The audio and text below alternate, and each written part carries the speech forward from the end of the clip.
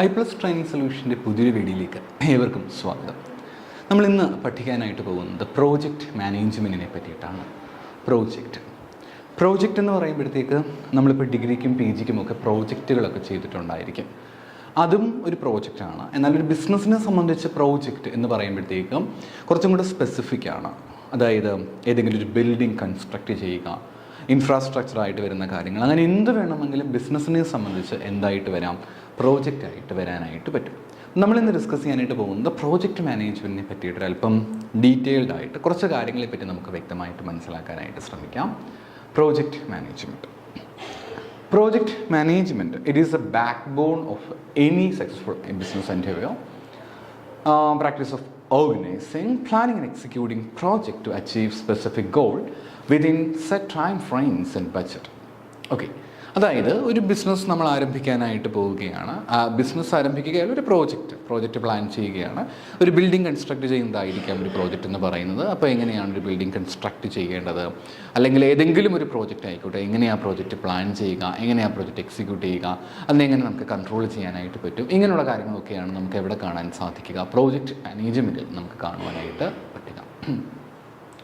പ്രോജക്റ്റിനെ കൃത്യമായിട്ട് നമ്മൾ സെറ്റ് ചെയ്യണം. എന്ത് വേണമെങ്കിലും ആകാം കേട്ടോ. എന്തെങ്കിലും പ്രോഗ്രാം ചെയ്യുന്നതായിരിക്കാം, കമ്മിറ്റീസിൽ എന്തെങ്കിലും ഫോം ചെയ്യുന്നതായിരിക്കാം, എന്ത് വേണമെങ്കിലും പ്രോജക്റ്റായിട്ട് വരാൻ പറ്റും. അപ്പം ഈ പ്രോജക്റ്റ് മാനേജ്മെൻറ്റിൻ്റെ ബെനിഫിറ്റ്സ്, ഈ പ്രോജക്റ്റുകളെല്ലാം നമ്മൾ പ്രോപ്പറായിട്ട് മാനേജ് ചെയ്ത് പോയാൽ നമുക്ക് എന്തൊക്കെ ബെനിഫിറ്റ്സുകളാണ് ലഭിക്കുക എന്നുള്ളതാണ് പ്രോജക്റ്റ് മാനേജ്മെൻറ്റിൻ്റെ ബെനിഫിറ്റ്സ് എന്ന് പറയുന്ന ഈ ഒരു ഭാഗത്തിൽ നമ്മൾ കാണാനായിട്ട് പോകുന്നത്. ഒന്ന്, ഇൻക്രീസ്ഡ് എഫിഷ്യൻസിയാണ്. അതായത് ഒരു പ്രോജക്റ്റ്, നമ്മൾ ഏത് പ്രോജക്റ്റ് വേണമെങ്കിലും ആയിക്കൊള്ളട്ടെ, ആ ഒരു പ്രോജക്റ്റ് പ്രോപ്പറായിട്ട് മാനേജ് ചെയ്യുവാണെങ്കിൽ സ്വാഭാവികമായിട്ടും ആ സ്ഥാപനത്തിൻ്റെ എഫിഷ്യൻസി തീർച്ചയായിട്ടും വർദ്ധിക്കും എന്നുള്ളതാണ് പറയുന്നത്. By clearly defining task, role, timeliness, project management ensure everyone's on the same page, reducing confusion, waste effort. അനാവശ്യമായിട്ടുള്ള ചിലവുകൾ, അനാവശ്യമായിട്ടുള്ള കൺഫ്യൂഷൻസ് എല്ലാം നമുക്ക് മാറ്റുവാനായിട്ട് പറ്റും. കാരണം എല്ലാത്തിനും നമുക്ക് വ്യക്തമായിട്ടുള്ളൊരു ധാരണയുണ്ട്. പ്രോപ്പറായിട്ട് കാര്യങ്ങൾ ചെയ്തു പോകുന്നതുകൊണ്ട് തന്നെ നമുക്ക് എന്തിനു ഗുണമുണ്ട്, ഈ പറഞ്ഞിരിക്കുന്ന എഫിഷ്യൻസി നമുക്ക് തീർച്ചയായിട്ടും കൂട്ടുവാനായിട്ട് പറ്റും. ഇംപ്രൂവ്ഡ് കമ്മ്യൂണിക്കേഷൻ, കുറേ കൂടെ നമുക്ക് കൃത്യമായിട്ട് ആളുകൾക്കിടയിലേക്ക് നമ്മുടെ പ്രോജക്റ്റ് എന്തായി, പ്ലാൻ ചെയ്ത പോലെയാണോ പോയിക്കൊണ്ടിരിക്കുന്നത്, കൺഫ്യൂഷൻസ് ഉണ്ടാകുമല്ലേ.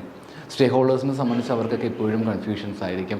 പ്രോജക്റ്റ് എല്ലാം പ്രോപ്പറായിട്ടാണോ പോകുന്നത്, എന്തെങ്കിലുമൊക്കെ വീഴ്ചകൾ എവിടെയെങ്കിലുമൊക്കെ വരുത്തിയിട്ടുണ്ടോ, ഇതിനെപ്പറ്റിയൊക്കെയുള്ള കാര്യങ്ങൾ നമുക്ക് വളരെ വ്യക്തമായിട്ട് ആർക്കിടയിലേക്ക് കൊണ്ടുകൊടുക്കാനായിട്ട് സാധിക്കുന്നു, ജനങ്ങൾക്കിടയിലേക്ക് അല്ലെങ്കിൽ സ്റ്റേക്ക് ഹോൾഡേഴ്സിൻ്റെ ഇടയിലേക്ക് നമുക്ക് അറിയിക്കുവാനായിട്ട് പറ്റുന്നു. പിന്നെ റിസ്ക് മാനേജ്മെൻറ്റാണ്. റിസ്ക് മാനേജ്മെൻറ്റ് എന്ന് പറയുമ്പോഴത്തേക്ക് ഏത് പ്രോജക്റ്റ് ആണെങ്കിലും ആ ഒരു പ്രോജക്റ്റ് നമ്മൾ ഇൻട്രൊഡ്യൂസ് ചെയ്യാനായിട്ട് അല്ലെങ്കിൽ ഇംപ്ലിമെൻറ്റ് ചെയ്യാനായിട്ട് നമ്മൾ ശ്രമിക്കുമ്പോൾ അതിനെ കണക്ട് ചെയ്തുകൊണ്ട് ഒരുപാട് റിസ്ക്കുകൾ ഉണ്ടായിരിക്കും. കുറേ അധികം റിസ്ക്കുകൾ നമുക്ക് കാണാനായിട്ട് പറ്റും. അപ്പം ഇത്തരം റിസ്ക്കുകൾ നമുക്ക് എങ്ങനെ പ്രോപ്പറായിട്ട് മാനേജ് ചെയ്യാനായിട്ട് പറ്റും, അത് വളരെ വളരെ പ്രധാനപ്പെട്ട കാര്യമാണ്. ഒരു സ്ഥാപനത്തെ സംബന്ധിച്ച് റിസ്ക് മാനേജ്മെൻറ്റ് വളരെ വളരെ എസെൻഷ്യൽ ആയിട്ടുള്ള കാര്യമാണ്.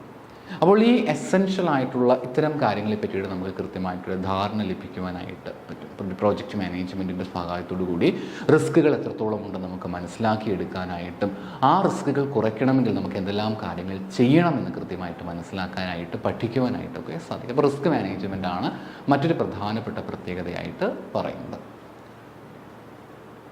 ബെറ്റർ റിസോഴ്സ് അലോക്കേഷൻ, നമുക്ക് കുറച്ചും കൂടെ ബെറ്ററായിട്ട് നമ്മുടെ റിസോഴ്സുകൾ നമുക്ക് അലോക്കേറ്റ് ചെയ്ത് കൊടുക്കാനായിട്ട് പറ്റും. കാരണം നമുക്കറിയാമല്ലോ ഒരു പ്രോജക്റ്റിൽ ഇന്ന സ്റ്റേജിൽ ഇന്ന ആക്ടിവിറ്റി വേണം. ഒരു ബിൽഡിംഗ് ഉണ്ടാക്കുകയാണ്, നിങ്ങളൊരു വീട് വെക്കുകയാണെങ്കിൽ അതൊരു പ്രോജക്റ്റാണ്. അപ്പം വീടിൻ്റെ ഓരോ സ്റ്റേജുകളിലും എത്രത്തോളം പൈസ വേണമെന്നുള്ള കാര്യം നിങ്ങൾ തന്നെ ഒന്ന് പ്ലാൻ ചെയ്ത് വെച്ച് കഴിഞ്ഞാൽ എത്ര എളുപ്പത്തിൽ നമുക്ക് ആ ജോലി തീർക്കാനായിട്ട് പറ്റും. അപ്പോൾ അത്തരത്തിലുള്ള കാര്യങ്ങൾക്ക് ഈ പറഞ്ഞിരിക്കുന്ന പ്രോജക്റ്റ് മാനേജ്മെൻറ്റ് ഒരുപാട് സഹായിക്കുന്നുണ്ട്. ഒരുപാട് അങ്ങ് അലോക്കേറ്റ് ചെയ്ത് പോകാതെയും അതേപോലെ അണ്ടറായിട്ട് അലോക്കേറ്റ് ചെയ്ത് പോകാതിരിക്കുവാനായിട്ട് നമുക്ക് പ്രോജക്റ്റ് മാനേജ്മെൻറ്റിലൂടെ സാധ്യമാകുന്നുണ്ട്. On time and on budget delivery, അനാവശ്യമായിട്ടുള്ള ഡിലേയ്സ് ഒക്കെ നമുക്ക് ഒഴിവാക്കാം. കാരണം ചില സ്ഥലങ്ങളിലൊക്കെ ഭയങ്കര ഡിലേ ആയിരിക്കും കാര്യങ്ങളൊക്കെ. അപ്പോൾ അങ്ങനെ ഡിലേ ഒക്കെ ചെയ്ത് കഴിഞ്ഞാൽ കസ്റ്റമേഴ്സിൻ്റെ പെർസ്പെക്റ്റീവ് നോക്കുവാണെങ്കിൽ അക്സെപ്റ്റബിൾ ആണോ, നിങ്ങളാണെങ്കിൽ നിങ്ങളത് അക്സെപ്റ്റ് ചെയ്യുമോ? ഒരിക്കലുമില്ല. ഞാനാണെങ്കിലും അക്സെപ്റ്റ് ചെയ്യാനായിട്ട് പോകുന്നില്ല.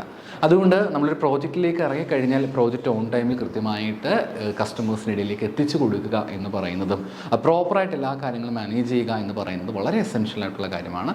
അത്തരം കാര്യങ്ങൾക്ക് ഈ പറഞ്ഞിരിക്കുന്ന പ്രോജക്റ്റ് മാനേജ്മെൻറ്റ് വളരെയധികം സഹായിക്കുന്നുണ്ടെന്ന് മനസ്സിലാക്കാം.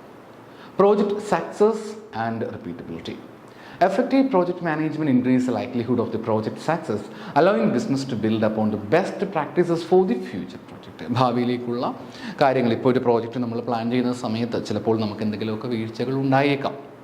ആ വീഴ്ചകൾ ഉണ്ടായെന്ന് പറഞ്ഞ് മാറി നിൽക്കുകയല്ല ചെയ്യേണ്ടത്. പകരമായിട്ട് ആ വീഴ്ചകളിൽ നിന്ന് പല പാഠങ്ങൾ നമ്മൾ പഠിക്കണം.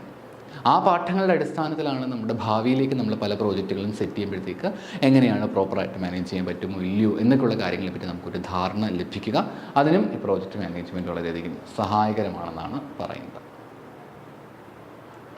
ഇനി project management in action. Project management is applied across various business function. Here are some example. നമുക്ക് പല പല രീതികൾ ഇവിടെയാണ് നിങ്ങൾ മനസ്സിലാക്കേണ്ടത്. എവിടെയൊക്കെയാണ് നമുക്ക് ഈ പ്രോജക്റ്റുകളൊക്കെ ഉപയോഗിക്കാൻ സാധിക്കുക, പ്രോജക്റ്റ് മാനേജ്മെൻറ്റുകളൊക്കെ എങ്ങനെയാണ്, അല്ലെങ്കിൽ ഏതൊക്കെ മേഖലകളിലാണ് നമുക്ക് പ്രോജക്റ്റ് മാനേജ്മെൻറ്റ് വരിക എന്നൊക്കെ നമുക്ക് ഇതിലൂടെ മനസ്സിലാക്കിയെടുക്കാനായിട്ട് പറ്റും. എന്താണ് പറയുക? ഒന്ന് പ്രോഡക്റ്റ് ഡെവലപ്മെൻ്റ് ആണ്. Launching a new product involves complex process from designing and engineering to marketing and sale. അതായത് പുതിയൊരു പ്രോഡക്റ്റ് ഡെവലപ്പ് ചെയ്തെടുക്കുക എന്ന് പറയുന്നത് എന്താണ്? ഒരു പ്രോജക്റ്റ് മാനേജ്മെൻറ്റിന് ഉദാഹരണമായിട്ടാണ് പറയുന്നത്. നിലവിൽ നമുക്ക് ഒരുപാട് പ്രോഡക്റ്റുകൾ ഉണ്ടായിരിക്കാം.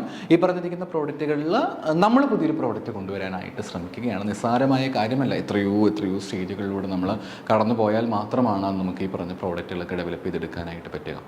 അതുകൊണ്ട് തന്നെ പ്രോഡക്റ്റ് ഡെവലപ്മെൻറ്റ് എന്ന് പറഞ്ഞിരിക്കുന്നത് തീർച്ചയായും ഒരു വളരെ ഇമ്പോർട്ടൻ്റ് ആയിട്ടുള്ള ആസ്പെക്റ്റ് തന്നെയാണ്. അപ്പോൾ അതിന് ഡെഫിനറ്റായിട്ടും ഒരു പ്രോഡക്റ്റ് ഡെവലപ്പ് ചെയ്യുന്നതിന് നമുക്ക് പ്രോജക്റ്റ് മാനേജ്മെൻറ്റിലൂടെ വളരെ ഈസി ആയിട്ട് സാധിക്കും. അതിൻ്റെ ഒരു പാർട്ടായിട്ട് പറയാം. മാർക്കറ്റ് ക്യാമ്പയിൻസ് എന്ന് പറയുന്നതും ഒരു പ്രോജക്റ്റ് മാനേജ്മെൻറ്റിൻ്റെ ഭാഗമാണ്. മാർക്കറ്റ് ക്യാമ്പയിനിങ് അറിയാമല്ലോ, പ്രോഡക്റ്റിൻ്റെ പ്രൊമോഷനുമായിട്ട് ബന്ധപ്പെട്ട് വരുന്ന കാര്യമാണ് മാർക്കറ്റ് ക്യാമ്പയിനിങ് എന്ന് പറഞ്ഞിരിക്കുന്നത്. ടീമിനെയൊക്കെ ക്രിയേറ്റീവായ രീതിയിൽ ടീംസിനെയൊക്കെ ഒന്ന് കോർഡിനേറ്റ് ചെയ്യാനായിട്ടും മീഡിയയൊക്കെ പ്രോപ്പറായിട്ട് അനലൈസ് ചെയ്യാനായിട്ടും മീഡിയ ബൈ ചെയ്യുക, അങ്ങനെയുള്ള പല പല കാര്യങ്ങൾക്ക് വേണ്ടിയിട്ട് മാർക്കറ്റ് ക്യാമ്പയിൻസിന് വേണ്ടിയിട്ട് നമുക്ക് എന്ത് യൂസ് ചെയ്യാൻ പറ്റും? ഈ പറഞ്ഞിരിക്കുന്ന പ്രോജക്റ്റ് മാനേജ്മെൻറ്റ് നമുക്ക് അതും ഒരു പ്രോജക്റ്റ് മാനേജ്മെൻറ്റിൻ്റെ ഭാഗമാണെന്ന് പറയാം. Infrastructure upgrades. Upgrading an IT system requires careful planning to avoid disruption. Project management ensures smooth transition with a minimal downtime. നിലവിൽ നമുക്ക് ഇൻഫ്രാസ്ട്രക്ചേഴ്സ് ഉണ്ട്. അപ്പോൾ നിലവിലുള്ള ആ ഇൻഫ്രാസ്ട്രക്ചേഴ്സിനെ നമുക്ക് പ്രോപ്പറായിട്ട് മാനേജ് ചെയ്ത് പോകേണ്ടതായിട്ട് ഉണ്ട്. അപ്പോൾ അങ്ങനെ വരുമ്പോഴത്തേക്ക് നിലവിലുള്ള ഇൻഫ്രാസ്ട്രക്ചർ മാറ്റി പുതിയൊരെണ്ണം കൊണ്ടുവരണം. അങ്ങനെ കൊണ്ടുവരുമ്പോഴത്തേക്ക് നമ്മൾ കുറച്ചൊക്കെ ഒന്ന് കെയർഫുള്ളായിട്ട് വേണം ആ കാര്യങ്ങൾ ഡീൽ ചെയ്യാനായിട്ട്. ഇൻഫ്രാസ്ട്രക്ചർ എന്ന് പറയുമ്പോൾ അറിയാമല്ലേ, ലക്ഷക്കണക്കിനും കോടിക്കണക്കിന് രൂപയുടെയൊക്കെ കാര്യങ്ങളാണ് ഇൻഫ്രാസ്ട്രക്ചേഴ്സ് എന്ന് പറയുക. അപ്പോൾ ഇങ്ങനെ വരുന്ന ഇൻഫ്രാസ്ട്രക്ചേഴ്സ്, കോടിക്കണക്കിന് രൂപയുടെ സാധനങ്ങളൊക്കെ നമ്മൾ മാറ്റി പുതിയൊരു കാര്യം കൊണ്ടുവരാൻ ശ്രമിക്കുമ്പോൾ എന്താണ് സംഭവിക്കാറുള്ളത്? തീർച്ചയായും ഒരുപാട് പൈസ ആവശ്യമായിട്ട് വരുന്നു, ഒരുപാട് എക്സ്പെൻസസ് തീർച്ചയായിട്ടും ഉണ്ടാകുന്നു. അതുമാത്രവുമല്ല, നമ്മൾ പ്രോപ്പറായിട്ട് കാര്യങ്ങൾ പ്ലാൻ ചെയ്ത് പോകാത്ത പക്ഷം നമുക്കത് മൂലം വലിയ നഷ്ടങ്ങൾ ഉണ്ടാവുകയും ചെയ്യും. അപ്പോൾ അത് നമുക്ക് പൂർണ്ണമായിട്ടൊന്ന് മാറ്റിക്കൊണ്ട് പ്രോപ്പറായിട്ട് കാര്യങ്ങളൊക്കെ പോകാനായിട്ട് സഹായിക്കുന്ന ഒന്നാണ് ഇൻഫ്രാസ്ട്രക്ചർ, IT ഇൻഫ്രാസ്ട്രക്ചർ അപ്ഗ്രേഡേഴ്സ് എന്ന് പറയുക. അതിന് പ്രോജക്റ്റ് മാനേജ്മെൻറ്റ് സഹായിക്കുന്നുണ്ട്. പിന്നെ ബിസിനസ് പ്രോസസ് ഇംപ്രൂവ്മെൻറ്റ്സ് ആണ്. Streamlining internal process requires analyzing current workflow and implementing new ones. Project management keeps the improvement initiative focused and efficient. That's very simple thing. നിലവിൽ നമുക്ക് നമ്മുടെ ബിസിനസ്സിൽ കൃത്യമായിട്ടൊരു പ്രോസസ്സ് മുന്നോട്ട് പോകുന്നുണ്ട്. ആ പ്രോസസ്സൊക്കെ വളരെ നല്ല കാര്യം തന്നെയാണ്. അപ്പം ആ ബിസിനസ്സിൽ കാര്യങ്ങളെല്ലാം കൃത്യമായിട്ട് പോകുന്നുണ്ടല്ലോ മുന്നോട്ട്. പക്ഷേ നിലവിലുള്ള ബിസിനസ് പ്രോസസ്സ് നമുക്ക് കുറച്ചും കൂടെ ഒന്ന് ഇമ്പ്രൂവ് ചെയ്യാനായിട്ട്, നിലവിലുള്ള ബിസിനസ് പ്രോസസ്സ് നമുക്ക് കുറേ കൂടെ ഒന്ന് ഇമ്പ്രൂവ് ചെയ്ത് കുറച്ചും കൂടെ നല്ല രീതിയിൽ നമുക്ക് നമ്മുടെ ബിസിനസ്സിനെ മുന്നോട്ട് കൊണ്ടുപോകാൻ, നമുക്ക് കുറച്ചും കൂടെ എഫക്റ്റീവായിട്ട് ബിസിനസ് പ്രോസസ്സിനെ മാനേജ് ചെയ്യുവാനായിട്ട് എന്ത് സഹായിക്കും? ഈ പറഞ്ഞിരിക്കുന്ന പ്രോജക്റ്റ് മാനേജ്മെൻറ്റ് സഹായിക്കുന്നത് ആണ്. ഇനി നമുക്ക് പ്രോജക്റ്റ് മാനേജ്മെൻറ്റിന് വേണ്ട പ്രധാനപ്പെട്ട ടൂൾസ് ആൻഡ് ടെക്നിക്സുകൾ ഏതൊക്കെയാണെന്ന് നോക്കാം. ഒരുപാട് ടൂൾസ് ആൻഡ് ടെക്നിക്സുകൾ നമുക്ക് പ്രോജക്റ്റ് മാനേജ്മെൻറ്റിന് വേണ്ടിയിട്ട് ഉപയോഗിക്കുവാനായിട്ട് പറ്റും. ഇവിടെ കുറേ കാര്യങ്ങൾ കൊടുത്തിട്ടുണ്ട്. നമുക്ക് പലതരത്തിലുള്ള സോഫ്റ്റ്വെയർസ് ഉപയോഗിക്കാനായിട്ട് പറ്റും. അസ്ന, ട്രെല്ലോ, അതേപോലെ മൈക്രോസോഫ്റ്റ് പ്രോജക്റ്റ് പോലെയുള്ള കാര്യങ്ങളൊക്കെ ഉണ്ട്. ഇത്തരം സോഫ്റ്റ്വെയർസ് നമ്മൾ ഉപയോഗിക്കുകയാണ് എങ്കിൽ, ഇപ്പോൾ നമ്മൾ ചെറിയ ബിസിനസ് ഓർഗനൈസേഷനൊക്കെ ആണെങ്കിൽ ഇത്തരം കാര്യങ്ങളുടെ ആവശ്യം അത്രത്തോളം ഉണ്ടാകണമെന്നില്ല. പക്ഷേ നല്ല രീതിയിൽ ഒരു വലിയ ഇൻസ്റ്റിറ്റ്യൂഷൻസ് ഒക്കെ ആണെങ്കിൽ തീർച്ചയായും ഇത്തരം പ്രോജക്റ്റുകൾ അല്ലെങ്കിൽ ഇത്തരം സോഫ്റ്റ്വെയർസ് ഉണ്ടെങ്കിൽ കുറച്ചും കൂടെ കാര്യങ്ങൾ സ്മൂത്തായിട്ട് മുന്നോട്ട് പോകുന്നതായിരിക്കും. അപ്പം കുറച്ചും കൂടെ നമ്മുടെ പ്രോജക്റ്റുകളെ ഒന്ന് മാനേജ് ചെയ്യാനായിട്ട്, നമ്മുടെ ടാസ്കുകളൊക്കെ ഒന്ന് മാനേജ് ചെയ്യാനായിട്ട്, ടൈംലിനെസ്, റിസോഴ്സസും കമ്മ്യൂണിക്കേഷനൊക്കെ ഒന്ന് പ്രോപ്പറായിട്ട് കൊണ്ടുപോകാനായിട്ട് നമുക്ക് ഈ പറഞ്ഞിരിക്കുന്ന കാര്യം വളരെയധികം യൂസ്ഫുൾ ആയിട്ടുള്ളതാണ്. അപ്പം ഇത്തരം സോഫ്റ്റ്വെയർസ് നമുക്ക് യൂസ് ചെയ്യാനായിട്ട് പറ്റും. പിന്നെ ചാർട്ടുകൾ, ഇത് ചിലപ്പോൾ എക്സാമിന് ചോദിക്കാൻ സാധ്യതയുള്ളതാണ്. ഈ ഗാൻറ്റ് ചാർട്ട്, അതേപോലെ പേർട്ട് അനാലിസിസ് എന്നൊക്കെ പറഞ്ഞിരിക്കുന്നത് പ്രോജക്റ്റൊക്കെ കൃത്യസമയത്ത് കംപ്ലീറ്റ് ആകുമോ? ഒരു ബിൽഡിംഗ് പണിയുക എന്ന് പറഞ്ഞു കഴിഞ്ഞാൽ ബേസ്മെൻറ്റ് എപ്പോൾ പണിയും, അതിനുശേഷമുള്ള സ്ട്രക്ചർ എപ്പോഴായിരിക്കും പണിയുക, മുകളിലുള്ള കാര്യങ്ങൾ അല്ലെങ്കിൽ ഇൻറ്റീരിയർ ആയിട്ടുള്ള കാര്യങ്ങൾ എപ്പോഴായിരിക്കും ചെയ്യുക, ഇങ്ങനെയുള്ള കാര്യങ്ങളെ പറ്റി സമയവും കൂടെ ഒക്കെ മനസ്സിലാക്കിയെടുക്കാൻ വേണ്ടിയിട്ടാണ് അത്തരത്തിലുള്ള ചാർട്ടുകൾ നമുക്ക് ഉപയോഗിക്കും. ഗാൻ ചാർട്ടാണെങ്കിലും അതേപോലെ തന്നെ പേർട്ട് ചാർട്ടുകൾ അല്ലെങ്കിൽ പേർട്ട് അനാലിസിസ് എന്നൊക്കെ പറയും. അതൊക്കെ ഉപയോഗിക്കുകയാണെങ്കിൽ കുറച്ചും കൂടെ നമുക്ക് പ്രോജക്റ്റുകളെ പ്ലാൻ ചെയ്ത് മുന്നോട്ട് പോകാനായിട്ട് പറ്റും. അടുത്തയാണ് work break down structure. A WS breaks down a project into smaller, manageable deliverables. അതായത് നമുക്ക് ഏത് ജോലിയാണെങ്കിലും ഇപ്പോൾ ഒരു 1000 പേജുള്ളൊരു ബുക്ക് നിങ്ങൾ വായിക്കാൻ തീരുമാനിച്ചു എന്ന് കരുതുക. 1000 പേജുള്ള ബുക്ക് നിങ്ങൾക്ക് ഒറ്റ ദിവസം കൊണ്ട് വായിച്ചു തീർക്കാൻ പറ്റുമോ? ഇല്ല. നമുക്ക് എന്ത് ചെയ്യണം? നമുക്ക് ഈ പറഞ്ഞ 1000 പേജ് വായിക്കുക എന്ന് പറഞ്ഞിരിക്കുന്ന വലിയൊരു ജോബിനെ നമ്മൾ വെട്ടിച്ചുരുക്കി പല ഗ്രൂപ്പുകളാക്കി മാറ്റേണ്ടതായിട്ട് വരും. അതിനുശേഷം ഓരോന്നും അച്ചീവ് ചെയ്യാനായിട്ട് ശ്രമിക്കുക. അതേ കാര്യമാണ് കേട്ടോ ഇവിടെ നമുക്ക് പറയുക. നമുക്ക് ബ്രേക്ക് ഡൗൺ സ്ട്രക്ചർ ആകെ ഉള്ളതിൽ നമുക്ക് പല രീതിയിൽ നമുക്ക് മീൻസ് ഡൗൺ ചെയ്ത് പോകാനായിട്ട് സാധിക്കും. അതാണ് വർക്ക് ബ്രേക്ക് ഡൗൺ സ്ട്രക്ചർ എന്ന് പറയുക. അടുത്തയാണ് communication plan. Establishing clear communication protocols keeps everyone informed and minimize misunderstanding. നല്ലൊരു കമ്മ്യൂണിക്കേഷൻ പ്രോട്ടോകോൾസ് ഒക്കെ ഉണ്ടെങ്കിൽ പ്രോജക്റ്റിനെ പറ്റിയുള്ള കാര്യങ്ങൾ എല്ലാ ആളുകൾക്കിടയിലേക്കും എത്തിച്ചു കൊടുക്കാനായിട്ട് പറ്റും. കാരണം ഒരുപാട് സ്റ്റേക്ക് ഹോൾഡേഴ്സ് ഇതിനകത്ത് ഇൻവോൾവ് ആയിരിക്കും. എല്ലാവർക്കും നമ്മുടെ പ്രോജക്റ്റിൻ്റെ സ്റ്റാറ്റസ് എത്രത്തോളമാണെന്ന് അറിയാനുള്ള താല്പര്യമുണ്ടായിരിക്കും. അതുകൊണ്ട് തന്നെ അതിനെപ്പറ്റി കൃത്യമായിട്ട് അറിയിച്ചു കൊടുക്കുവാനായിട്ട് നമുക്ക് ഈ പറഞ്ഞിരിക്കുന്ന പ്രോജക്റ്റിലെ അത്തരം ടൂൾസുകൾ നമുക്ക് യൂസ് ചെയ്യാനായിട്ട് പറ്റുന്നതാണ്. പിന്നെ റിസ്ക് മാനേജ്മെൻറ്റ്, ഞാൻ പറഞ്ഞല്ലോ കോടിക്കണക്കിന് രൂപ വരുന്ന അല്ലെങ്കിൽ ലക്ഷങ്ങളും കോടികളൊക്കെ ഉണ്ടാകുന്ന അല്ല അത്രയും അധികം കോസ്റ്റ്ലി ആയിട്ടുള്ള കാര്യങ്ങളാണ് എപ്പോഴും ഇതിൽ വരാറുള്ള പ്രോജക്റ്റ് മാനേജ്മെൻറ്റിൽ നമുക്ക് കാണാനായിട്ട് പറ്റുക. പ്രോജക്റ്റുകളും അതേപോലെ തന്നെയാണ്. റിസ്ക്കുകൾ തീർച്ചയായിട്ടും ഉണ്ടാകുക. അപ്പോൾ നമുക്ക് നമ്മുടെ റിസ്ക്കുകളെ നമ്മൾ പ്രോപ്പറായിട്ട് മാനേജ് ചെയ്ത് പോകേണ്ടത് വളരെയധികം എസെൻഷ്യൽ ആയിട്ടുള്ള കാര്യമാണ്. അപ്പം എങ്ങനെ നമുക്ക് റിസ്ക്കുകളെ പ്രോപ്പറായിട്ട് മാനേജ് ചെയ്ത് പോകാനായിട്ട് പറ്റും? പ്രൊആക്റ്റീവായ രീതിയിലാണ്. അതായത് റിസ്ക് ഒരു നഷ്ടം ഉണ്ടായിട്ട് നമുക്ക് അതിന് അഗെയിൻസ്റ്റ് ആയിട്ടുള്ള ആക്ഷൻസ് എടുക്കാം എന്ന് തീരുമാനിക്കുന്നതിനേക്കാളും എന്തുകൊണ്ട് നല്ലതാണ് നഷ്ടം ഉണ്ടാകാതിരിക്കുക എന്ന് പറയുന്നത്. നമുക്ക് നഷ്ടം ഇല്ലാതാക്കാൻ, നഷ്ടം ഒഴിവാക്കുവാനായിട്ട് നിലവിലുള്ള നഷ്ടങ്ങൾ നമുക്ക് വലിയ നഷ്ടങ്ങളിലേക്ക് പോകാതെ നഷ്ടത്തെ മാനേജ് ചെയ്ത് പോകുക എന്ന് പറയുന്നത് അതുപോലെ തന്നെ ഈക്വലി ഇമ്പോർട്ടൻ്റ് ആയിട്ടുള്ള കാര്യമാണ്. അപ്പം അത്തരം കാര്യങ്ങൾക്കായിട്ട് ഈ പറഞ്ഞിരിക്കുന്ന പ്രോജക്റ്റ് മാനേജ്മെൻറ്റിലൂടെ നമുക്ക് റിസ്ക് മാനേജ്മെൻറ്റ് സാധ്യമാണ്. അപ്പോൾ ഇത്തരത്തിലുള്ള ടൂളുകൾ നമുക്ക് എവിടെ യൂസ് ചെയ്യാനായിട്ട് പറ്റും? ഈ പറഞ്ഞിരിക്കുന്ന കാര്യങ്ങൾ നമുക്ക് യൂസ് ചെയ്യാനായിട്ട് പ്രോജക്റ്റ് മാനേജ്മെൻറ്റ് ഉപയോഗിക്കാൻ പറ്റും. പ്രോജക്റ്റ് മാനേജ്മെൻറ്റ് സോഫ്റ്റ്വെയർസ് നമുക്ക് യൂസ് ചെയ്യാൻ പറ്റും. ഗാൻറ്റ് ചാർട്ട്, പേർട്ട് ചാർട്ടുകൾ, അതേപോലെ WBS work break down structure, communication plans, risk management plans തുടങ്ങിയവ ഉപയോഗിക്കുവാനായിട്ട് പറ്റും. ഇനി ഇതിനെ കണക്ട് ചെയ്ത് പറയുന്ന മറ്റൊരു പോയിൻ്റാണ് പ്രോജക്റ്റ് പ്രപ്പോസൽ എന്ന് പറയുന്ന കാര്യം. Project proposal.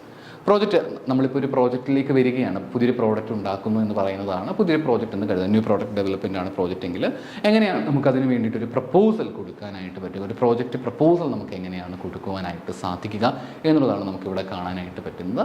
ആദ്യമായിട്ട് നിങ്ങൾ ചെയ്യേണ്ട കാര്യം നിങ്ങളുടെ ഓഡിയൻസ് ആരാണോ അവരെ കൃത്യമായിട്ട് മനസ്സിലാക്കുക, കൃത്യമായിട്ട് പഠിക്കുക. നിങ്ങളുടെ ഓഡിയൻസിനെ കൃത്യമായിട്ട് അറിയുക എന്നുള്ളതാണ് ആദ്യത്തെ പോയിന്റ് എന്ന് പറയുന്നത്. ആദ്യം നിങ്ങൾ നിങ്ങളുടെ ഓഡിയൻസിനെ കൃത്യമായിട്ട് അറിയുക, അവരെ കൃത്യമായിട്ട് മനസ്സിലാക്കുക.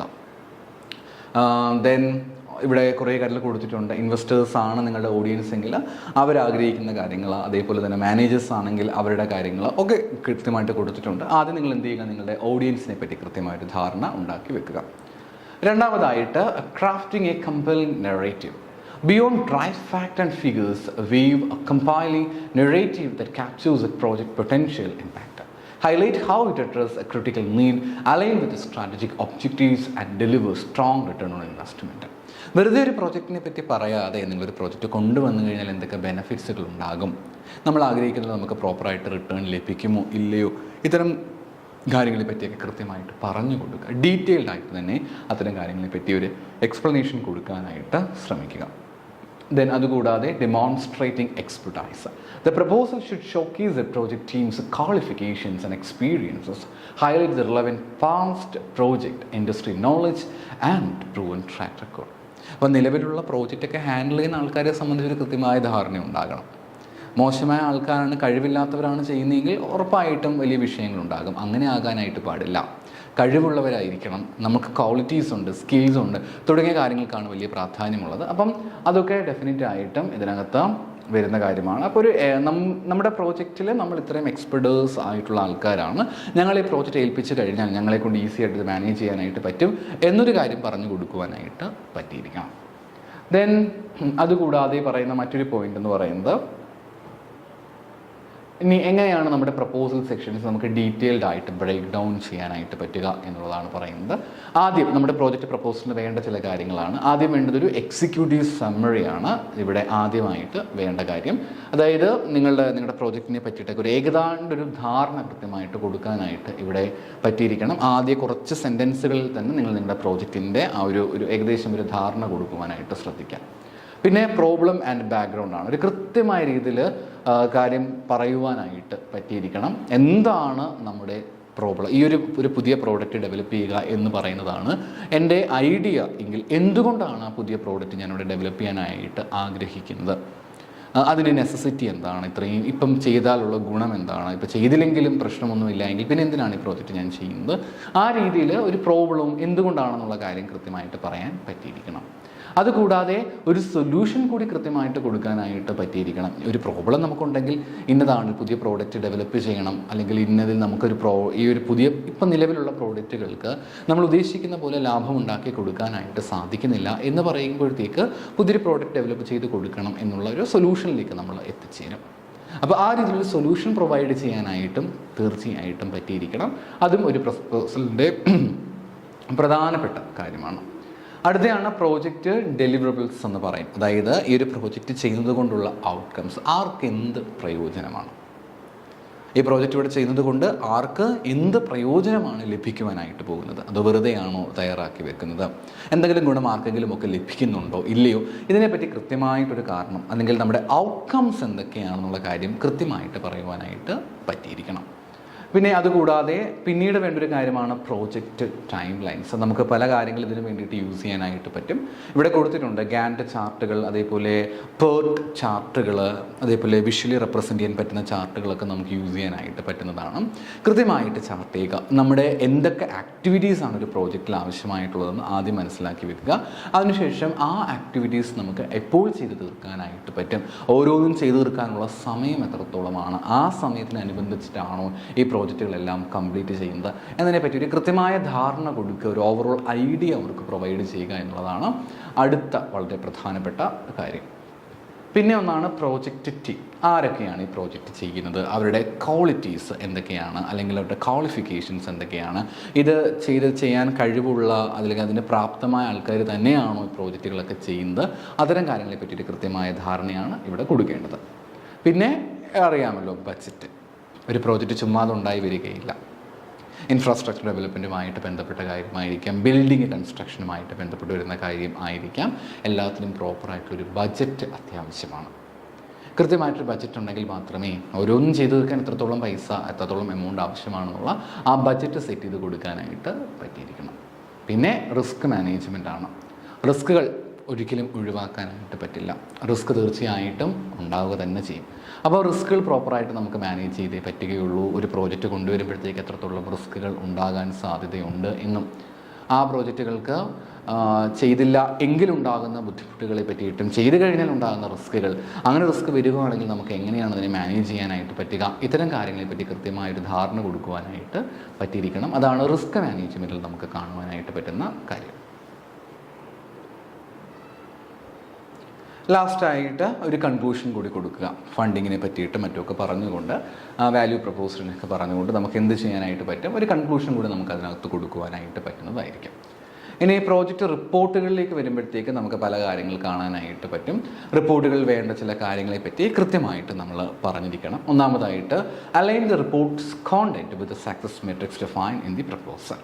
ഡിഡ് ദ പ്രോജക്റ്റ്, അതായത് പ്രോജക്റ്റ് എല്ലാം കഴിഞ്ഞ ശേഷമാണ് പ്രോജക്റ്റ് റിപ്പോർട്ടുകൾ നമ്മൾ വെക്കേണ്ടതായിട്ട് വരിക. അപ്പം അതിലാദ്യം പറയുന്ന കാര്യം ഇത്രയേ ഉള്ളൂ, നിങ്ങൾ ഈ പ്രോജക്റ്റ് കൃത്യമായിട്ട് അച്ചീവ് ചെയ്തു. നിങ്ങൾ ഈ പ്രപ്പോസൽ കൊടുത്ത സമയത്ത് കുറേ കാര്യങ്ങളെ പറ്റി പറഞ്ഞിട്ടുണ്ടായിരുന്നല്ലോ. ഇത്രയും കാശ് ആവശ്യമാണ്, ഇത്രയും പണം നമുക്ക് ആവശ്യമായിട്ടുണ്ട്, ഇതൊക്കെയാണ് ടൈം ലൈൻ, അങ്ങനെ ഇങ്ങനെ എന്നൊക്കെ പറഞ്ഞ് കുറേ കാര്യങ്ങളൊക്കെ നമ്മൾ കൃത്യമായിട്ട് പറഞ്ഞിട്ടുണ്ടായിരുന്നു. ഇതെല്ലാം കൃത്യമായിട്ട് സെറ്റ് ചെയ്യാൻ അല്ലെങ്കിൽ അച്ചീവ് ചെയ്യാനായിട്ട് നമ്മളെ കൊണ്ട് പറ്റിയോ എന്നുള്ളതാണ് ഇവാലുവേഷൻ മെട്രിക്സിൽ നമുക്ക് കാണാനായിട്ട് പറ്റുക. പിന്നെ ഉള്ളതാണ് transparency and objectivity. While highlighting the success acknowledges any challenges encountered with the lessons learned. Strive for the transparent and objective analysis of the projects overall performance. കൃത്യമായിട്ടും ഒരു ട്രാൻസ്പെറൻസി ഡെഫിനറ്റ്ലി ആ പ്രോജക്റ്റ് റിപ്പോർട്ടിൽ ഉണ്ടായിരിക്കണം. അതേപോലെ ഒബ്ജക്റ്റിവിറ്റി തീർച്ചയായിട്ടും ഉണ്ടാകണം. മറ്റാരെങ്കിലും ഒരു ബയാസ്ഡ് ആയ രീതിയിലേക്ക് കാര്യങ്ങൾ പോകാനായിട്ട് പാടില്ല. എല്ലാത്തിലും ഒരു ട്രാൻസ്പെറൻസിയും ഒബ്ജക്റ്റിവിറ്റിയും തീർച്ചയായും ഉണ്ടാകേണ്ടതാണ്. അത് കൃത്യമായിട്ട് നമ്മൾ മേക്ക് ഷുവർ ചെയ്യേണ്ടതായിട്ടും വരും. പിന്നെ impact and recommendation. Quantify the project's impact on the organization wherever possible. Use data showcase cost saving, increased efficiency, or improved customer satisfaction. Additionally, provide recommendation for the future project based on the learning from these experiences. ഇനി പറയുന്നൊരു കാര്യം ഔട്ട്കംസിനെ പറ്റിയിട്ടാണ് ഇവിടെ പറഞ്ഞു വരുന്നത്. നമ്മളൊരു project കൊണ്ടുവരുന്നത് കൊണ്ട് എന്തെല്ലാം ഗുണങ്ങളാണ് ഉണ്ടായത്, നമ്മുടെ ഈ പ്രോജക്റ്റിലൂടെ എന്തൊക്കെ ഔട്ട്കംസ് സ്ഥാപനത്തിൽ നേടിയെടുക്കാനായിട്ട് പറ്റി. ചിലപ്പോഴൊക്കെ നമ്മൾ കൊണ്ടുവരുന്ന പ്രോജക്റ്റുകൾ എന്തെങ്കിലുമൊക്കെ വീഴ്ചകൾ സംഭവിക്കാം. കുറേ കാര്യങ്ങൾ നമ്മൾ അതിൽ നിന്ന് പഠിച്ചെടുക്കും. എന്തൊക്കെ റെക്കമെൻഡേഷൻസ് കൊടുക്കാം. ഇപ്പോഴത്തെ പ്രോജക്റ്റിൻ്റെ കാര്യം പോട്ടെ, ഭാവിയിലേക്ക് ഒരു പ്രോജക്റ്റ് കൊണ്ടുവരുമ്പോഴത്തേക്ക് എന്തെല്ലാം കാര്യങ്ങൾ ശ്രദ്ധിക്കേണ്ടതായിട്ടുണ്ട്, എന്തെല്ലാം കാര്യങ്ങൾ നമുക്കതിൽ നിന്ന് മനസ്സിലാക്കിയെടുക്കാം, എത്രത്തോളം കാര്യങ്ങൾ, അങ്ങനെയുള്ള കാര്യങ്ങളെ പറ്റി പ്രോപ്പർ റെക്കമെൻഡേഷൻസും മറ്റും കൊടുക്കാനായിട്ട് പറ്റുക. അതാണ് ഇവിടെ പറയുന്ന മറ്റൊരു പോയിന്റ്. അപ്പം ഇമ്പാക്റ്റ് ആൻഡ് റെക്കമെൻഡേഷൻ എന്ന് പറയുന്ന പോയിന്റിൽ നമുക്ക് ആ ഒരു കാര്യമാണ് കാണാനായിട്ട് പറ്റുക. അപ്പോൾ ഇത്രയും കാര്യങ്ങളാണ് റിപ്പോർട്ടിനെ കണക്ട് ചെയ്ത് വരുന്ന കാര്യങ്ങൾ. ഇനി റിപ്പോർട്ടിൽ എന്തെല്ലാം സെക്ഷൻസുകൾ, പ്രപ്പോസലുള്ള സെക്ഷൻസ് നമ്മൾ എന്തെല്ലാമാണെന്ന് പഠിച്ചു കഴിഞ്ഞു. റിപ്പോർട്ടുകൾ നമുക്ക് എന്തെല്ലാം സെക്ഷൻസുകൾ ഉണ്ടെന്ന് നമുക്ക് കൃത്യമായിട്ട് നോക്കാം. ഒന്നാമതായിട്ടുള്ളതാണ് എക്സിക്യൂട്ടീവ് സമ്മറി. ഓൾറെഡി പറഞ്ഞ കാര്യം തന്നെയാണ്. ആ പ്രോജക്റ്റിൻ്റെ പ്രപ്പോസൽ പോലെ തന്നെ നമുക്ക് ആ പ്രോജക്റ്റിൻ്റെ ഗോളിനെ പറ്റിയിട്ടും അക്കോംപ്ലിഷിനെ പറ്റിയിട്ടും ഒക്കെ കൃത്യമായ രീതിയിലൊരു ഒരു സമ്മറി കൊടുക്കാനായിട്ട്, ഒരു എക്സിക്യൂട്ടീവ് സമ്മറി കൊടുക്കുവാനായിട്ട് നമുക്ക് സാധിച്ചിരിക്കണം. അതാണ് എക്സിക്യൂട്ടീവ് സമ്മറിയിൽ പറയുന്നത്. പിന്നെ പ്രോജക്റ്റ് ബാക്ക്ഗ്രൗണ്ടാണ് പിന്നീട് പറയുന്ന കാര്യം. ഒരു ബ്രീഫ് കോണ്ടെക്സ്റ്റ് ആണ് പ്രോജക്റ്റിൻ്റെ കണക്ട് മീൻസ് നമ്മുടെ പ്രോജക്റ്റ് എന്താണ് അതിനെ കണക്ട് ചെയ്തുകൊണ്ട് ഒരു ബാക്ക്ഗ്രൗണ്ട്, നമ്മുടെ പ്രോജക്റ്റ് അതിൻ്റെ ബാക്ക്ഗ്രൗണ്ട്സ് ഇന്നതായിരിക്കും എന്നൊക്കെ പറഞ്ഞുകൊണ്ട് കൃത്യമായൊരു ബാക്ക്ഗ്രൗണ്ട് പ്രൊവൈഡ് ചെയ്യാനായിട്ട് പറ്റുക. That is about the project background. പിന്നെ ഉള്ളതാണ് methodology. Describe the chosen approaches in detail. Explain the decision-making process behind the selected methodology. How it was implemented throughout the project life cycle. നമ്മൾ എന്ത് മെത്തഡോളജിയാണ് ഉപയോഗിക്കുന്നത് ഈ പ്രോജക്റ്റിൻ്റെ ഓരോ സ്റ്റേജിലൂടെയും കടന്നു പോകുമ്പോഴത്തേക്ക് അതിൻ്റെ റിസൾട്ട് നമ്മൾ കൃത്യമായിട്ട് നോക്കി പോയേ പറ്റുകയുള്ളൂ. അതിനെ പ്രോപ്പറായിട്ട് നമുക്ക് ഇവാലുവേറ്റ് ചെയ്യേണ്ടതായിട്ടൊക്കെ വരും. അപ്പോൾ ഇതെല്ലാം പ്രോപ്പറായിട്ട് നമുക്ക് ചെയ്യാനായിട്ട് പറ്റുന്നുണ്ടോ ഇല്ലയോ, സാധിക്കുന്നുണ്ടോ ഇല്ലയോ, ഇത്തരത്തിലുള്ള ഒരു മെത്തഡോളജിയെ പറ്റി നമ്മൾ കൃത്യമായിട്ട് ധാരണ കൊടുക്കുവാനായിട്ട് നമ്മൾ ശ്രമിച്ചിരിക്കണം. അപ്പോൾ അതിലുള്ള മെത്തഡോളജിയെ പറ്റിയിട്ടാണ് നമുക്ക് പിന്നീട് ഇവിടെ കാണുവാനായിട്ട് പറ്റുക. പിന്നീട് നമുക്ക് കാണാൻ സാധിക്കുന്ന ഒരു കാര്യമാണ് results and achievement. It is A heart of the report. നമുക്ക് ചിലപ്പോൾ അത് എക്സാമിന് അങ്ങനെ തന്നെ ചോദിക്കാൻ സാധ്യതയുണ്ട്. ഏതാണ് ഒരു റിപ്പോർട്ടിൻ്റെ ഹാർട്ട് എന്ന് ചോദിച്ചാൽ നമുക്ക് പറയാനായിട്ട് പറ്റും റിസൾട്ട്സ് ആൻഡ് അച്ചീവ്മെൻറ്റ്സ് എന്നതിൻ്റെ ഹാർട്ട് എന്ന് പറയുക. ഇവിടെ പറയുന്ന ഇത്രയേ ഉള്ളൂ. പ്രോജക്റ്റിൻ്റെ ഔട്ട്കംസിനെ കൃത്യമായിട്ട് പറയും. നമ്മളൊരു പ്രോജക്റ്റ് ചെയ്തുകൊണ്ടുള്ള ഔട്ട്കംസ് എന്തൊക്കെയാണെന്നുള്ള കാര്യം പല രീതിയിൽ നമുക്കിത് ഔട്ട്കംസ് കാണിക്കാനായിട്ട് പറ്റും. വിഷ്വലൈസേഷനോട് നമുക്ക് ഈ ഔട്ട്കംസ് കാണിക്കാൻ സാധിക്കും. ചാർട്ടുകൾ നമുക്ക് യൂസ് ചെയ്യാനായിട്ട് പറ്റും. ഗ്രാഫുകൾ നമുക്ക് യൂസ് ചെയ്യാനായിട്ട് പറ്റും. പിന്നെ നിങ്ങളെക്കൊണ്ട് സാധിക്കുന്നിടത്തോളം എത്രത്തോളം നല്ലതാ അങ്ങനെയൊക്കെ പറയുന്നതിനേക്കാളും അപ്പുറത്തേക്ക് മാറിക്കൊണ്ട് അതിനെ എത്രത്തോളം ക്വാണ്ടിഫൈ ചെയ്ത് ഇത്രയും റിസൾട്ട് നമുക്ക് ലഭിച്ചിട്ടുണ്ട്, ഇത്രയും അധികം കാര്യങ്ങൾ നമുക്ക് ചെയ്യാനായിട്ട് പറ്റി, ആ രീതിയിലൊന്ന് ക്വാണ്ടിഫൈ ചെയ്ത് നിങ്ങൾക്ക് പറയാനായിട്ട് പറ്റുവാണെങ്കിൽ കുറച്ചും കൂടെ നല്ലതായിരിക്കും. ആ രീതിയിൽ നിങ്ങൾക്ക് ഫോളോ ചെയ്യാനായിട്ട് പറ്റും. അതാണ് റിസൾട്ട് ആൻഡ് അച്ചീവ്മെൻറ്റ്സിൽ നമുക്ക് കാണുന്ന കാര്യം. പിന്നെ ചാലഞ്ചസ് ആൻഡ് സൊല്യൂഷൻ ഞാൻ പറഞ്ഞു കഴിഞ്ഞല്ലോ. നമുക്ക് ആ പ്രോജക്റ്റുകളൊക്കെ ചെയ്യുമ്പോഴത്തേക്ക് ഒരുപാട് ചാലഞ്ചസുകൾ നമ്മൾ ഫേസ് ചെയ്യേണ്ടതായിട്ട് വരുന്നു. നമുക്ക് കുറേയധികം പ്രോബ്ലംസ് നമുക്ക് ഫേസ് ചെയ്യേണ്ടതായിട്ട് വരുന്നു. ചിലപ്പോൾ നമ്മൾ മുന്നോട്ട് പോകുന്ന രീതികളിൽ വ്യത്യാസമുണ്ടാകും. നമുക്ക് എല്ലാ കാര്യങ്ങളിലും പ്രോപ്പറായിട്ട് തന്നെ നമുക്ക് ചെയ്യാനായിട്ട് പറ്റണമെന്നില്ല. എന്തെങ്കിലുമൊക്കെ വീഴ്ചകൾ നമുക്ക് തീർച്ചയായിട്ടും ഇത്തരം കാര്യങ്ങൾ കാണാനായിട്ട് പറ്റും. അപ്പോൾ എന്തൊക്കെ ചാലഞ്ചസിലൂടെയാണ് നമ്മൾ കടന്നു പോയിട്ടുള്ളത് അതിനെപ്പറ്റി കൃത്യമായിട്ട് നോക്കുക. അതിനുശേഷം കൃത്യമായിട്ട് അത് എക്സ്പ്രസ് ചെയ്യാനായിട്ട് ശ്രമിക്കുകയും ചെയ്യുക. അപ്പം ഇവിടെ കൃത്യമായും ഈ സെക്ഷൻ ഒരു ടീമിൻ്റെ പ്രോബ്ലം സോൾവിങ് ക്യാപ്പബിലിറ്റീസിനെ പറ്റിയിട്ടും അഡാപ്റ്റബിലിറ്റിയെ പറ്റിയിട്ടും ഒക്കെയാണ് ഡീറ്റെയിൽഡായിട്ട് പറയുക. Then budget and resource utilisation. നമുക്ക് എത്രത്തോളം ബഡ്ജറ്റുകൾ ഉണ്ടായിരുന്നു എന്നുള്ളതിനെ പറ്റിയിട്ടും നമ്മുടെ റിസോഴ്സിനെ എത്രത്തോളം പ്രോപ്പറായിട്ടാണ് യൂട്ടിലൈസ് ചെയ്തിട്ടുള്ളത് അതിനെപ്പറ്റി കൂടി കൃത്യമായിട്ടുള്ള ധാരണ കൊടുക്കുവാനായിട്ട് നമുക്ക് സാധിച്ചിരിക്കണം. അപ്പോൾ അത്തരം കാര്യങ്ങളാണ് നമുക്കിവിടെ കാണാനായിട്ട് പറ്റുക. ബഡ്ജറ്റ് ആൻഡ് റിസോഴ്സ് യൂട്ടിലൈസേഷൻ എന്ന് പറയുക. Lessons learned. Extract valuable insight from the project's journey. Identify the area for the improvement and best practices to be replicated. Knowledge again that can be applied to future enterprise. ഞാൻ നേരത്തെ പറഞ്ഞ പോയിൻറ്റിൻ്റെ മറ്റൊരു വകഭേദമെന്ന് വേണമെങ്കിൽ പറയേണ്ടതായിട്ടുണ്ട്. കാരണം നമ്മൾ എത്രത്തോളം നമ്മുടെ പ്രോജക്റ്റ് സക്സസ് ആയിട്ട് വന്നിട്ടുണ്ട്, ചിലപ്പോഴൊക്കെ നമ്മുടെ പ്രോജക്റ്റുകൾക്ക് വീഴ്ചകൾ വരാനുള്ള സാധ്യതയുണ്ട്. അപ്പോൾ അങ്ങനെ വരുമ്പോഴത്തേക്ക് നമ്മൾ ഇനി ഭാവിയിലേക്ക് നമ്മൾ പുതിയ പ്രോജക്റ്റുകൾ കൊണ്ടുവരുമ്പോഴത്തേക്ക് എന്തെല്ലാം കാര്യങ്ങൾ ശ്രദ്ധിക്കേണ്ടതായിട്ടുണ്ട്, അത്തരം കാര്യങ്ങളെപ്പറ്റി കൃത്യമായൊരു ധാരണ കൊടുക്കുക എന്നുള്ളതാണ് ഈ ഭാഗത്തിൽ കാണുന്നത്. പിന്നെ ഏറ്റവും അവസാനമായിട്ട് പറയുന്നത് നമ്മുടെ സമ്മറൈസ് ചെയ്യുക, നമ്മുടെ പ്രോജക്റ്റിനെ തന്നെ പൂർണ്ണമായിട്ടും ഒന്ന് സമ്മറൈസ് ചെയ്ത് കൊടുക്കുക എന്നുള്ളതാണ് ഇതിൽ പറയുന്ന അടുത്തൊരു കാര്യം. ഒന്ന് കൺക്ലൂഡ് ചെയ്ത് കൊടുക്കുക എന്നുള്ളത് മറ്റൊരു പ്രധാനപ്പെട്ട പോയിൻ്റായിട്ട് നമുക്കിവിടെ കാണാനായിട്ട് പറ്റും. അപ്പോൾ എന്തൊക്കെ കാര്യങ്ങളാണെന്ന് പറഞ്ഞു. എക്സിക്യൂട്ടീവ് സമ്മറിയാണ്, പ്രോജക്റ്റിൻ്റെ ബാക്ക്ഗ്രൗണ്ടിനെ പറ്റി പറഞ്ഞു, മെത്തഡോളജിയെ പറ്റി പറയുകയുണ്ടായി, അതേപോലെ റിസൾട്ട്സിനെ പറ്റിയിട്ടും അച്ചീവ്മെൻറ്റുകളെ പറ്റി പറയുകയുണ്ടായി. പിന്നെ എന്തൊക്കെ ചാലഞ്ചസുകളാണ് നമ്മൾ ഫേസ് ചെയ്തിട്ടുണ്ടായിരുന്നത്, അതിനെന്തൊക്കെ സൊല്യൂഷൻസ് ആണ് നമ്മൾ കൊണ്ടുവന്നിട്ടുള്ളതെന്നൊക്കെ മനസ്സിലാക്കി കൊടുക്കുക. പിന്നെ എത്രത്തോളം ബജറ്റ് ഉണ്ട്, എത്രത്തോളം റിസോഴ്സ് നമുക്ക് യൂട്ടിലൈസ് ചെയ്യാനായിട്ട് പറ്റും, എന്തെല്ലാം ലെസൺസ് പഠിച്ചു, അതേപോലെ കൺക്ലൂഷൻസ്. പിന്നീട് നമ്മൾ പ്രോജക്റ്റ് പ്രപ്പോസൽസിനെ പറ്റി ഓൾറെഡി ഞാൻ പറഞ്ഞ പോയിന്റുകൾ തന്നെയാണ്, ജസ്റ്റ് ഒന്ന് കൊടുക്കുന്നു മാത്രമേ ഉള്ളൂ. 3 കാര്യങ്ങളാണ് ഇതിൽ ശ്രദ്ധിക്കേണ്ടതായിട്ട് ഉള്ളത്. ഓഡിയൻസിനെ മനസ്സിലാക്കുക, നെറേറ്റീവ്സ് രീതിയിൽ തന്നെ, ഇതൊക്കെ നമ്മൾ ഓൾറെഡി ഡിസ്കസ് ചെയ്തിട്ടുണ്ടായിരുന്ന കാര്യങ്ങൾ തന്നെയാണ്. ദെൻ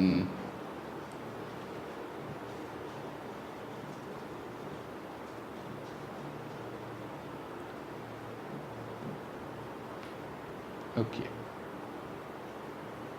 സോ അപ്പോൾ നമ്മൾ കുറേയധികം കാര്യങ്ങൾ ഈ ഒരു ഭാഗത്ത് തന്നെ കൃത്യമായിട്ട് നോക്കുകയുണ്ടായി.